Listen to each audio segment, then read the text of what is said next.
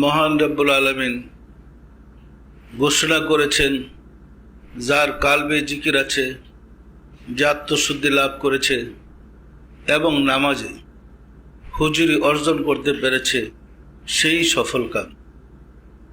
তো আমাদের এখানে আমরা তিনটার উপরে কোর্স করি, কিভাবে একজন মানুষের কালবে জিকির চালু হবে।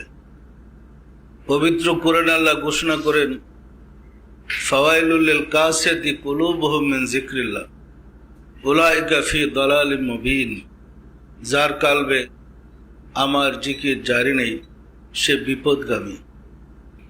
তো আমাদের শিক্ষাটি হচ্ছে, একজন মানুষ বিপদ থেকে কিভাবে সিরাতুল মুস্তাকিমে উঠতে পারে এবং নিজের মুক্তির ব্যবস্থা করতে পারে। আমাদের শিক্ষা দেওয়া হয় কালবে জিকির। আর এই জিকির এত সুন্দর সিস্টেম, আপনার কালবে যদি জিকির চালু হয়, আপনি ঘুমিয়ে আছেন, জিকির বন্ধ হবে না, অনর্গল জিকির চলতে থাকবে। আপনি অফিসে কথা বলছেন, কাজ করছেন, জিকির বন্ধ হবে না, সবসময় কালবে জিকির চলতে থাকবে।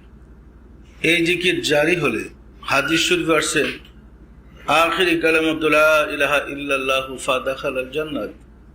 যার মৃত্যুর সময় কালেমা নসিব হবে, সেই বেহেশতি। আর যদি মৃত্যুর সময় কালেমা নসিব না হয়, সেই ব্যক্তি ঈমান নিয়ে কবর যেতে পারে না। আমরা সমাজে দেখতে পাই, অধিকাংশ মানুষ মৃত্যুর আগে জবান বন্ধ হয়ে যায়, অজ্ঞান হয়ে যায়, বেহুশ হয়ে যায়।